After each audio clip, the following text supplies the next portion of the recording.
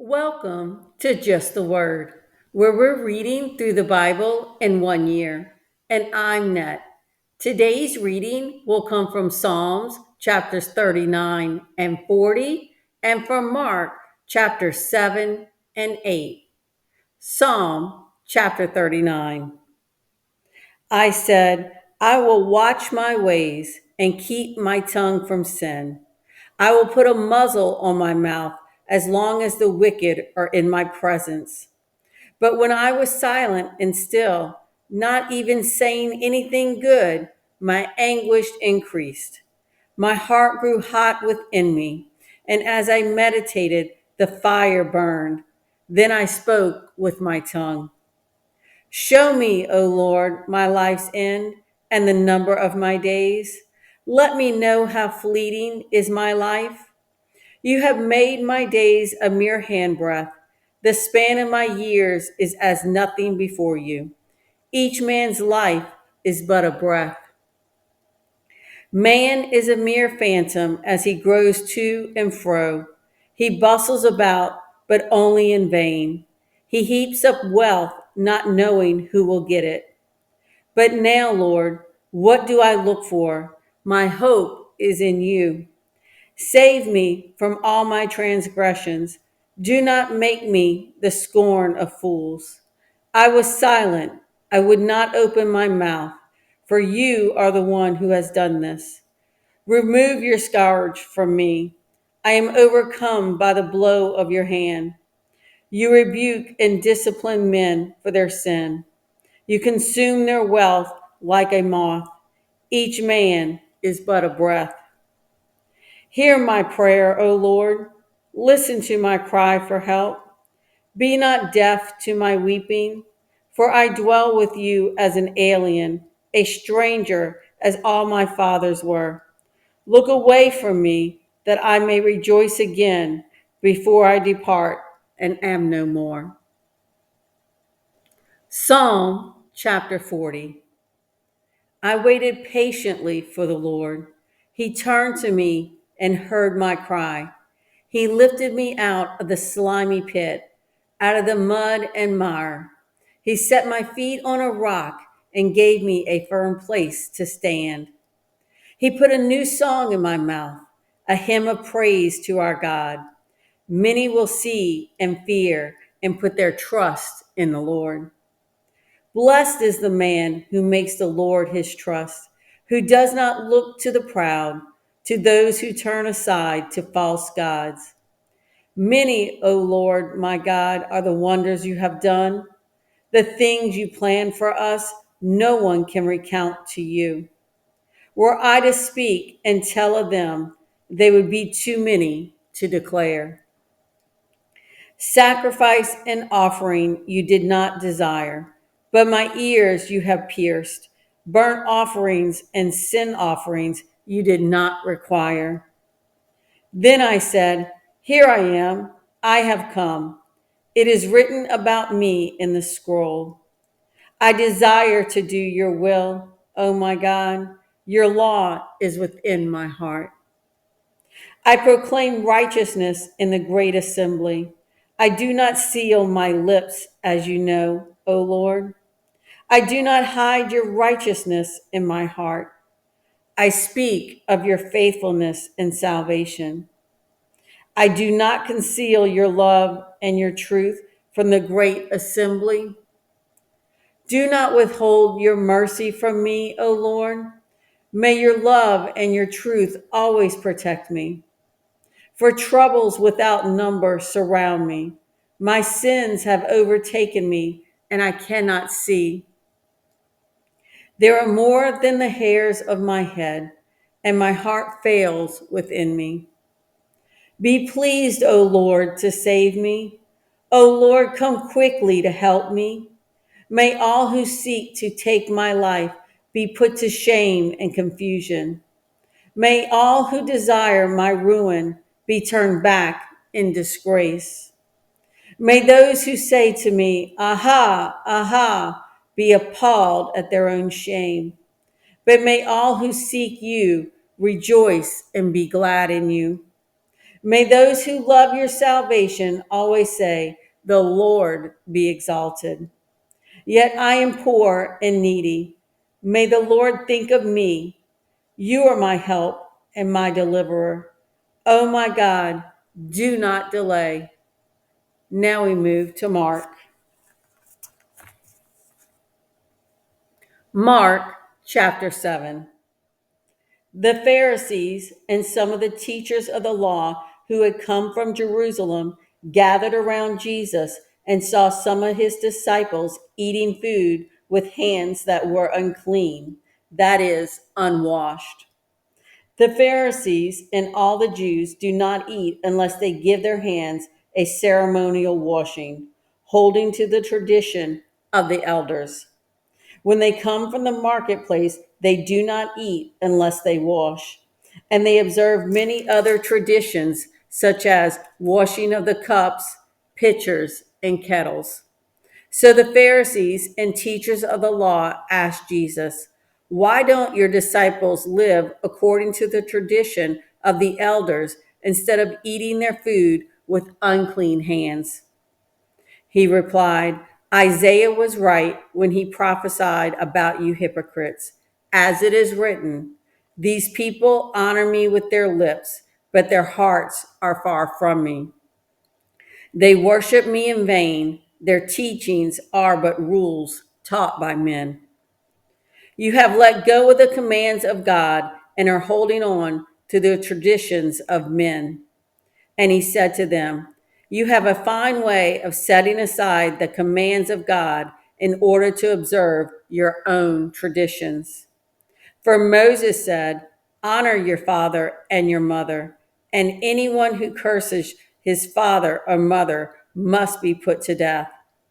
But you say that if a man says to his father or mother, 'Whatever help you might otherwise have received from me is Corban,' that is, a gift devoted to God, then you no longer let him do anything for his father or mother. Thus you nullify the word of God by your own tradition that you have handed down, and you do many things like that." Again, Jesus called the crowd to him and said, "Listen to me, everyone, and understand this. Nothing outside a man can make him unclean by going into him. Rather, it is what comes out of a man that makes him unclean." After he had left the crowd and entered the house, his disciples asked him about this parable. "Are you so dull?" he asked. "Don't you see that nothing that enters a man from the outside can make him unclean? For it doesn't go into his heart, but into his stomach, and then out of his body." In saying this, Jesus declared all foods clean. He went on, "What comes out of a man is what makes him unclean. For from within, out of men's hearts, come evil thoughts, sexual immorality, theft, murder, adultery, greed, malice, deceit, lewdness, envy, slander, arrogance, and folly. All these evils come from inside and make a man unclean." Jesus left that place and went to the vicinity of Tyre. He entered a house and did not want anyone to know it, yet he could not keep his presence secret. In fact, as soon as she heard about him, a woman whose little daughter was possessed by an evil spirit came and fell at his feet. The woman was a Greek, born in Syrian Phoenicia. She begged Jesus to drive the demons out of her daughter. "First, let the children eat all they want," he told her, "for it is not right to take the children's bread and toss it to their dogs." "Yes, Lord," she replied, "but even the dogs under the table eat the children's crumbs." Then he told her, "For such a reply, you may go. The demon has left your daughter." She went home and found her child lying on the bed and the demon gone. Then Jesus left the vicinity of Tyre and went through Sidon, down to the Sea of Galilee, and into the region of the Decapolis. There some people brought to him a man who was deaf and could hardly talk, and they begged him to place his hand on the man. After he took him aside, away from the crowd, Jesus put his fingers into the man's ears. Then he spit and touched the man's tongue. He looked up to heaven and with a deep sigh said to him, Ephphatha, which means be opened. At this, the man's ears were opened, his tongue was loosened, and he began to speak plainly. Jesus commanded them not to tell anyone, but the more he did so, the more they kept talking about it. People were overwhelmed with amazement. He has done everything well, they said. He even makes the deaf hear and the mute speak. Mark chapter 8. During those days, another large crowd gathered. Since they had nothing to eat, Jesus called his disciples to him and said, I have compassion for these people. They have already been with me 3 days and have nothing to eat. If I send them home hungry, they will collapse on the way because some of them have come a long distance. His disciples answered, But where in this remote place can anyone get enough bread to feed them? How many loaves do you have? Jesus asked. 7, they replied. He told the crowd to sit down on the ground. When he had taken the 7 loaves and given thanks, he broke them and gave them to his disciples to set before the people, and they did so. They had a few small fish as well. He gave thanks for them also and told the disciples to distribute them. The people ate and were satisfied. Afterwards, the disciples picked up 7 basketfuls of broken pieces that were left over. About 4,000 men were present, and having sent them away, he got into the boat with his disciples and went to the region of Dalmanutha. The Pharisees came and began to question Jesus. To test him, they asked him for a sign from heaven. He sighed deeply and said, Why does this generation ask for a miraculous sign? I tell you the truth, no sign will be given to it.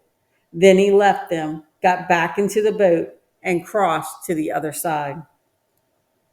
The disciples had forgotten to bring bread, except for 1 loaf they had with them in the boat. Be careful, Jesus warned them.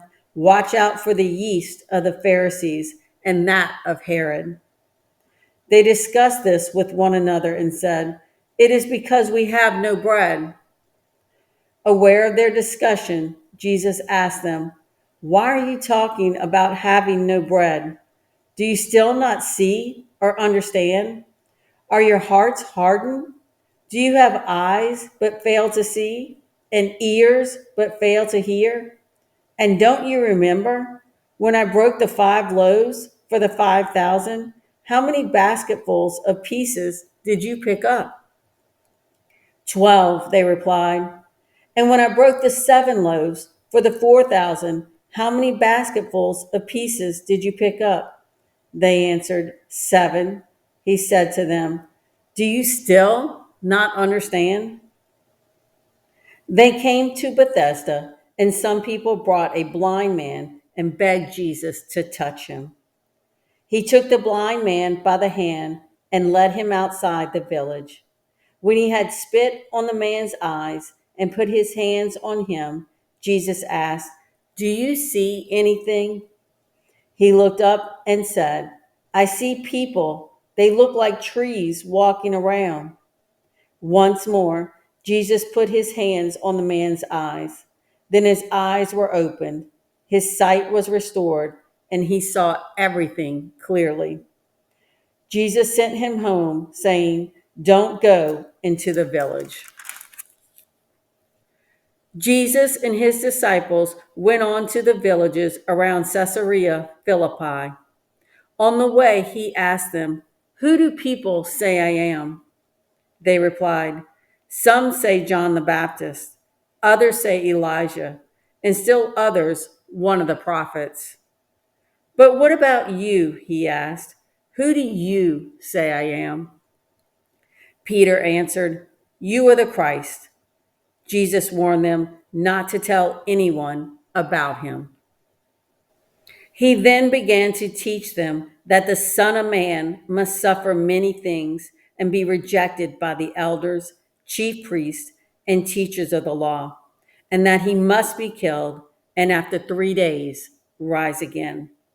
He spoke plainly about this, and Peter took him aside and began to rebuke him. But when Jesus turned and looked at his disciples, he rebuked Peter. "Get behind me, Satan," he said. "You did not have in mind the things of God, but the things of men." Then he called the crowd to him along with his disciples and said, "If anyone would come after me, he must deny himself and take up his cross and follow me. For whoever wants to save his life will lose it, but whoever loses his life for me and for the gospel will save it. What good is it for a man to gain the whole world, yet forfeit his soul? Or what can a man give in exchange for his soul? If anyone is ashamed of me and my words in this adulterous and sinful generation, the Son of Man will be ashamed of him when he comes in his Father's glory with the holy angels." Thanks for joining Just the Word. See you tomorrow.